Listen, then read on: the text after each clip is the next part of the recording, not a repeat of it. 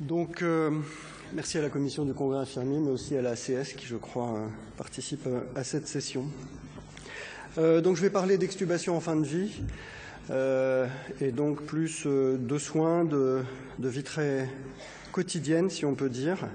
Et donc, je vais commencer par la diapo classique de conflit d'intérêts pour vous dire tout de suite que je suis, même si c'est une position relativement minoritaire, on va le voir, je suis favorable à l'extubation en fin de vie des patients donc, en réanimation. Et dans le service de La Roche-sur-Yon, les patients en fin de vie sous ventilation mécanique invasive sont presque toujours extubés, quelles que soient les défaillances d'organes associées, presque toujours.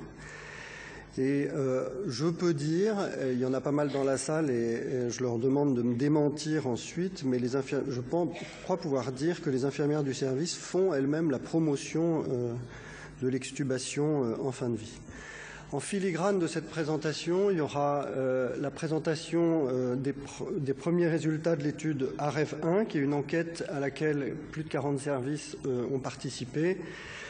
Et je vous parlerai de l'étude AREV qui est en cours aussi sur l'extubation en fin de vie. Et je voudrais terminer cette introduction par un petit mot d'excuse. Je me suis fait gronder parce qu'il y a des diapos qui sont en anglais ou en partie en anglais parce que j'ai fait une confusion entre... Bon, voilà, donc je vous prie de m'excuser là-dessus. C'est pas pour faire mon kéké, comme disent les enfants, mais c'est... Donc, le contexte général, bon, vous le connaissez, c'est un bref rappel. De plus en plus de patients meurent à l'hôpital et en France, la proportion est très élevée. C'est plus de la moitié des décès qui surviennent à l'hôpital. Le plus souvent, quand les patients meurent à l'hôpital, ils meurent en réanimation. Aux États-Unis, c'est 20% des patients qui meurent en utilisant les services ou les soins de services de réanimation. Environ 10 à 25%, ça vous le savez tous, des patients admis en réanimation meurent. Et 10 à 15% des patients qui sont admis en réanimation font ou feront l'objet d'une décision de limitation ou d'arrêt des traitements. Et 50 à 80%, c'est variable selon les études et selon les pays dans lesquels elles ont été faites, des patients qui décèdent en réanimation décèdent dans un contexte de décision de limitation ou d'arrêt des soins. Alors c'est beaucoup de malades, c'est pour ça que je disais que c'est un peu notre quotidien, même si on n'extube pas des patients tous les jours, ou si on ne décide pas d'arrêter la ventilation mécanique des patients tous les jours. Mais vous conviendrez avec moi, même si c'est un peu simpliste à dire comme ça, mais que notre but à tous est d'assurer la meilleure fin de vie possible à ces patients qui doivent mourir dans nos services, en essayant de respecter leurs souhaits, en leur épargnant toute souffrance psychique et physique et en accompagnant leurs proches. Donc c'est bien le contexte et vous savez, bon ça c'est l'étude publiée il y a maintenant plus de 10 ans, la grande étude française, que tous les traitements actifs peuvent être arrêtés, y compris la ventilation mécanique. Mais je vais venir sur les nuances qui existent. Ça a été rappelé par les deux orateurs précédents, par Didier Dreyfus et Isabelle Vinatier. Vous savez que les décisions de fin de vie, et ça concerne aussi la réanimation, sont encadrées par des lois, et en particulier la loi Leonetti en France. Les points essentiels de cette loi, c'est que, l'achèvement, on va dire, intentionné, délibéré de la vie d'un patient est interdit.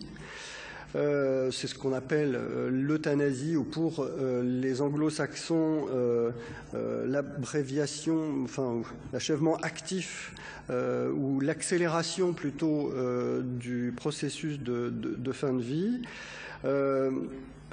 Qu'un médecin peut décider, ou une équipe médicale, médicale et non médicale peut décider d'arrêter ou de limiter des traitements qui prolongent inutilement la vie d'un patient qui est en train de mourir ou de souffrir d'une maladie avec un pronostic fonctionnel très médiocre.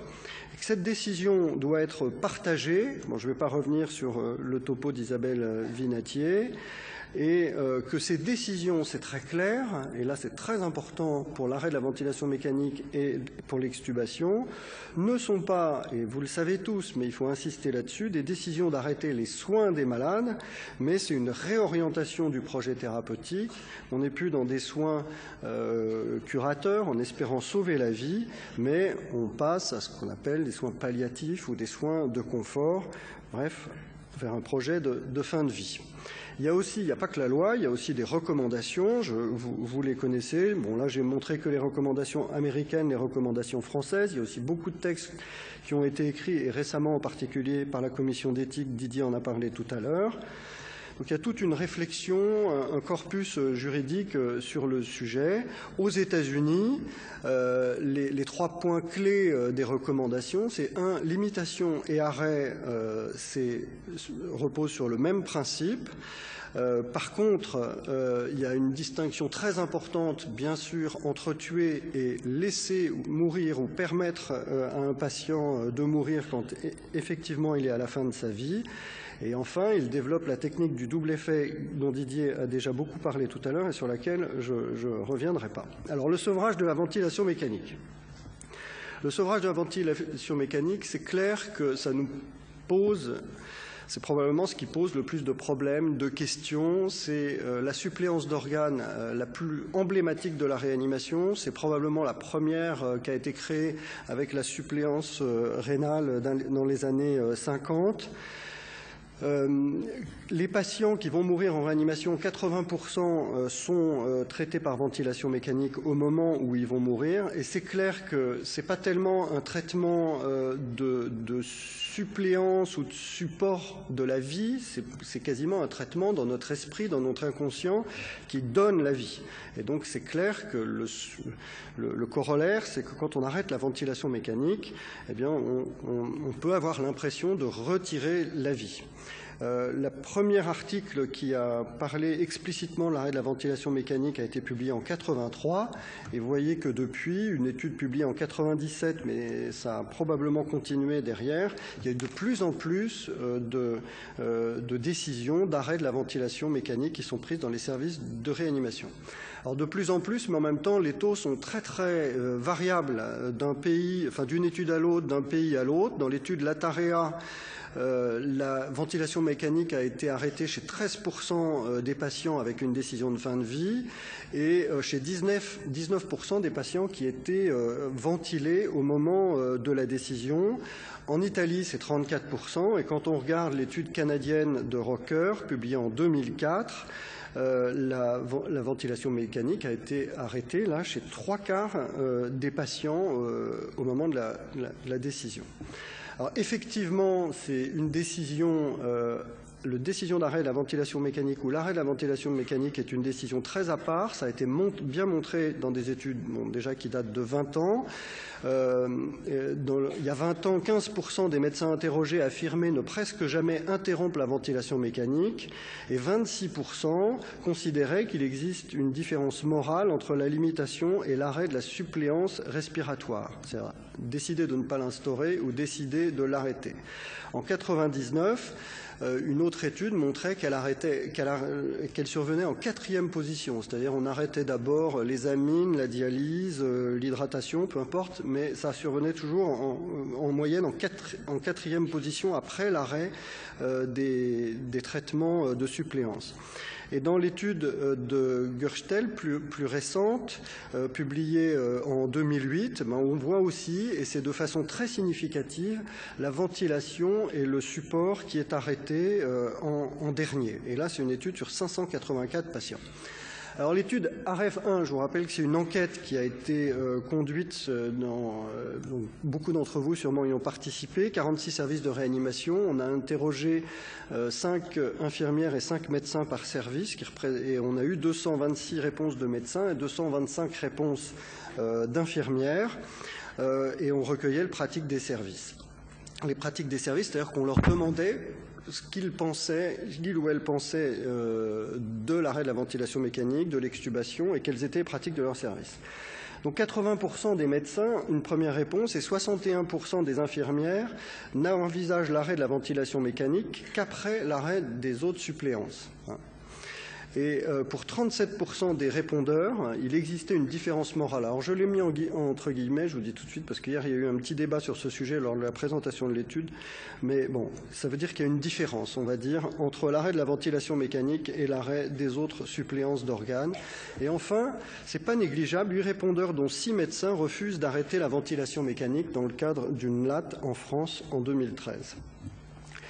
Alors, ça repose peut-être sur une chose, déjà, effectivement, j'en ai un petit peu parlé, c'est le fait que limiter ou arrêter les traitements, c'est peut-être pas la même chose, même si éthiquement ça semble, enfin c'est identique, ça repose sur les mêmes principes. En fait, les gens ne les vivent pas de façon identique. C'est clair que arrêter les traitements, c'est quelque chose d'actif. Limiter, c'est dire bon ben je vais pas faire.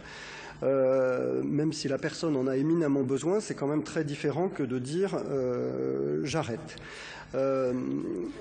Et les décisions, d'ailleurs, de limitation des soins précèdent très largement les décisions d'arrêt des soins. Et il y a des déterminants sociologiques connus, et en particulier dans le nord de l'Europe, par exemple, on arrête plus volontiers que dans le sud de l'Europe où on limite plus volontiers les soins. Cependant, quand on regarde les études sur le sujet, il n'y en a pas beaucoup, mais quand elles s'intéressent à la satisfaction des infirmières, comme l'étude de Hod en 2004, ou la satisfaction des familles, elles montrent que les familles et les infirmières expriment plutôt plus de satisfaction sur la qualité de décès de leurs proches ou de leurs patients lorsque les soins sont arrêtés. Et à mon sens, donc, il ne faut vraiment pas craindre d'arrêter un traitement de suppléance. Alors, la ventilation mécanique, je viens à l'extubation et au terminal weaning, ou sevrage terminal ou sevrage en fin de vie. C'est clair, vous le savez tous, il y a deux manières de procéder. Soit on extube ex abrupto le patient, soit on décide de diminuer les réglages, de diminuer des paramètres, quels qu'ils soient, peu importe. Là, c'est un protocole publié par Randall Curtis. Peu importe, on diminue progressivement, éventuellement on sédate de plus en plus, mais on ne retire pas le tube, en tout cas pas en première intention. Il y a quelques équipes qui décident de le retirer quand finalement le patient ne décède pas, mais en tout cas jamais en première intention. Alors, quels sont les avantages ou inconvénients respectifs?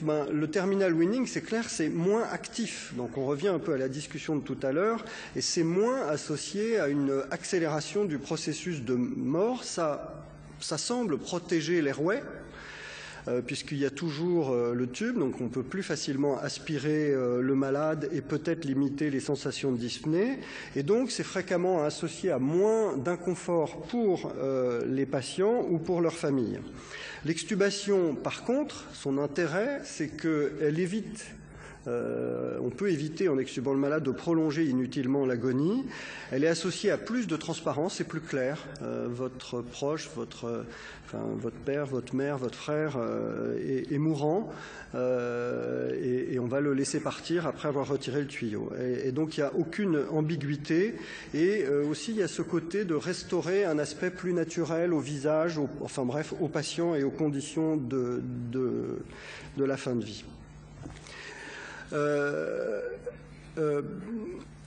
Mais actuellement, quand on regarde les études, alors les études anciennes, c'est clair que 33%, je vous ai dit que j'étais très minoritaire, des médecins préfèrent le terminal weaning, et dans l'étude de cette étude qui a été publiée il y a plus de 10 ans, et seulement 13% préféraient l'extubation. L'autre moitié des interrogés disaient pratiquer les deux. En Europe, sur les autres études, l'extubation arrive aussi largement en retrait, puisque dans l'étude Ethicus, c'était seulement 6 et 9% des patients dans l'étude Latarea et Ethicus, et dans l'étude italienne publiée plus récemment, c'était 15% des malades qui ont été extubés après qu'une décision d'arrêt de la ventilation mécanique ait été prise. Alors, il y a des études qui rapportent des taux beaucoup plus élevés d'extubation, comme l'étude de Rocker, 63%, ou de Gerstel, 83%, des études plus récentes et, encore une fois, nord-américaines. Dans l'étude AREV 1, alors là, ce n'est pas ce qui a été fait chez des malades, c'est ce que, je vous rappelle, c'est ce que des médecins et des infirmières disent pratiquer dans leur service. Eh bien, on voit qu'une grosse majorité, enfin une majorité, pardon, 54% disent pratiquer ou que dans leur service est pratiqué le sevrage ultime toujours ou le plus souvent. L'extubation toujours ou le plus souvent, c'est 31%, et les deux, c'est 15%. Et quand on leur demande quelle différence ils perçoivent, donc une différence morale entre extubation et sevrage ultime est perçue pour 2 tiers des infirmières et 1 tiers des médecins. Une question a été posée, je sais qu'elle peut être sujette à caution, mais elle a été posée comme ça, et 17% des infirmières et 13% des médecins ont répondu que le sevrage ultime était une forme d'euthanasie, alors que pour l'extubation, c'est 27% des infirmières et 16% des médecins. Et il y a même un pourcentage non négligeable, puisque c'est 8% des infirmières et 3% des médecins qui considèrent que l'extubation est une pratique illégale, alors que, bien sûr, ça n'est pas une pratique illégale. Alors, maintenant, il y a des études qui se sont intéressées à la qualité de la fin de vie de ces malades, toujours l'étude de Rocker, à laquelle on fait beaucoup référence, parce qu'il n'y en a pas tant que ça, hein, en fait, des études qui se sont intéressées à extubation et terminal weaning.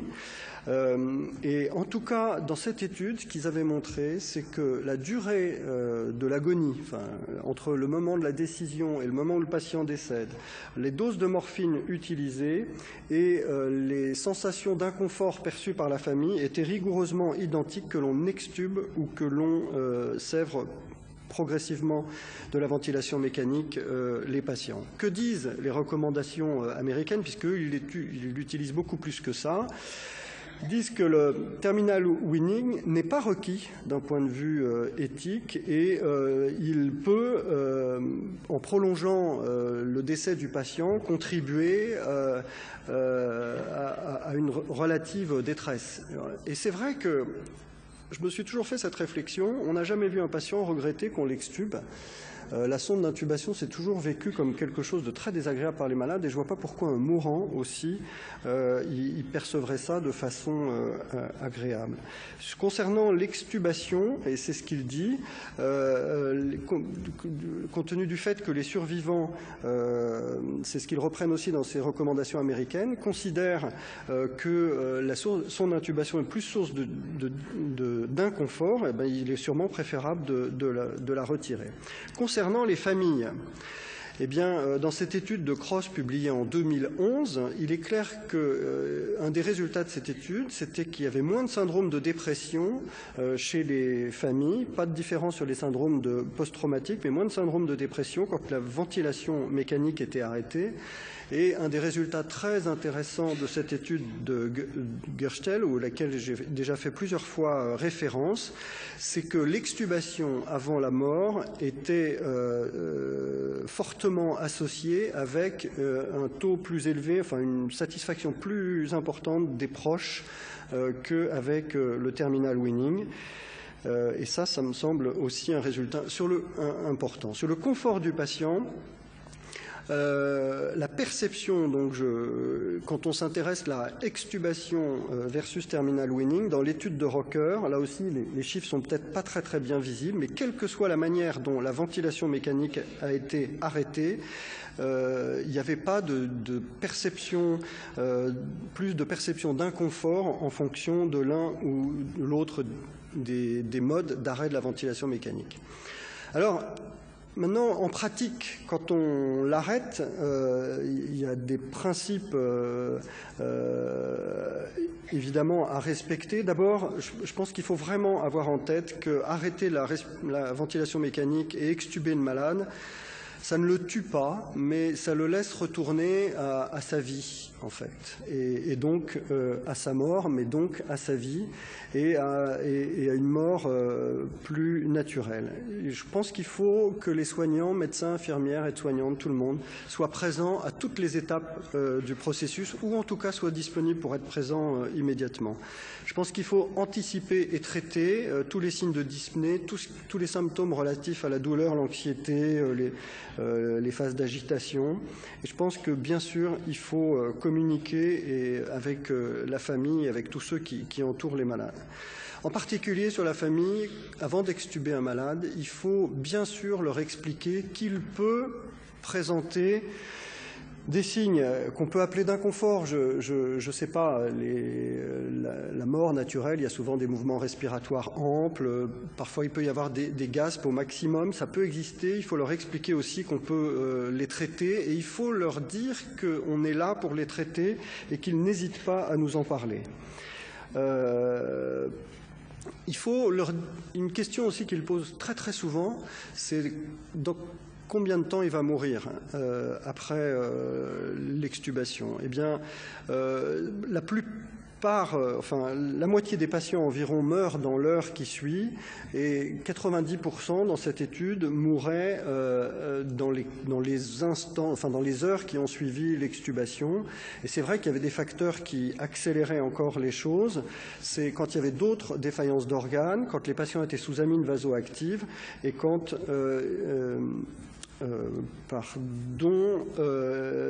quand ils étaient sous perfusion au moment de la décision. Alors, comment faire? Je pense que c'est important d'avoir un plan. Donc, je l'ai dit, enfin un plan, d'avoir une démarche précise et antérieurement décidée au moment où on extube. Et il faut anticiper tous les signes d'inconfort et commencer, et là c'était une revue publiée par Billings dans Critical Care en 2012, insistait sur le fait qu'il fallait démarrer probablement en anticipation la sédation et l'analgésie. Donc je ne vais pas détailler ici tous les symptômes qu'il faut traiter, vous les connaissez. D'autant qu'il ne te reste pas beaucoup de temps. Pardon ? C'est d'autant qu'il ne te reste quasiment pas beaucoup de temps, si tu pouvais... Excuse-moi. Alors, je vais aller très vite. Alexandre, excuse-moi. Donc, j'accélère sur les traitements. Voilà, l'étude AREV 1. Ce qu'il y a de sûr, c'est qu'il faut donner de la morphine aux patients, des benzodiazépines, ça vous le savez, c'est dans vos pratiques courantes. Et le message que je voulais transmettre, encore que je ne sais pas si ce soit réellement un problème, mais c'est que donner de la morphine ou des benzodiazépines aux patients mourants quand il est extubé n'accélère pas, contrairement à ce qu'on a pu dire, la fin de vie. Et je veux faire là un parallèle qui est très très éloigné certes, mais la prise en charge palliative de cancer du poumon, de patients qui avaient un cancer du poumon pour laquelle on avait décidé d'une prise en charge exclusivement palliative et de patients pour lesquels on avait décidé d'une prise en charge agressive, finalement ceux qui avaient une prise en charge exclusivement palliative ont vécu plus longtemps et avec une meilleure qualité de vie. Il est important aussi d'arrêter toutes les autres procédures. Là, je passe très vite, c'est des protocoles qui sont très très détaillés. Est-ce qu'il faut en appliquer dans chaque service? Je ne sais pas. Je reviendrai toujours sur le fait aussi que les familles des patients mourants attendent beaucoup qu'on les associe à la décision, qu'on communique avec eux, qu'on partage leurs émotions et qu'on montre vraiment de la compassion à leur égard. Alors, je ne vais pas détailler cette séquence, mais c'était pour anticiper sur une question que peut-être vous nous poserez. Il y a une étude qui a été présentée par Isabelle Vinatier, l'équipe infirmière, il y a 3-4 ans au Congrès ici, et qui montrait que notre pratique de l'extubation était effectivement quasi constante dans le service, avec en particulier un résultat intéressant, qui était que 72% des proches étaient présents au moment de l'extubation du malade dans le service. Voilà. Pour conclure rapidement, ventilation mécanique doit être arrêtée. Je pense que la sonde d'intubation, le retrait de la sonde d'intubation est faisable et j'en fais personnellement la promotion pour toutes les raisons évoquées. Néanmoins, il n'y a pas de preuve définitive sur le sujet. C'est pour ça qu'actuellement est en cours en France l'étude AREV, dont l'objectif est, donc sur plus de 40 services, dont l'objectif est d'évaluer le stress post-traumatique chez des patients, chez les proches de patients extubés ou mis en terminal weaning en réanimation en France. Je vous remercie et je m'excuse d'avoir été un peu long.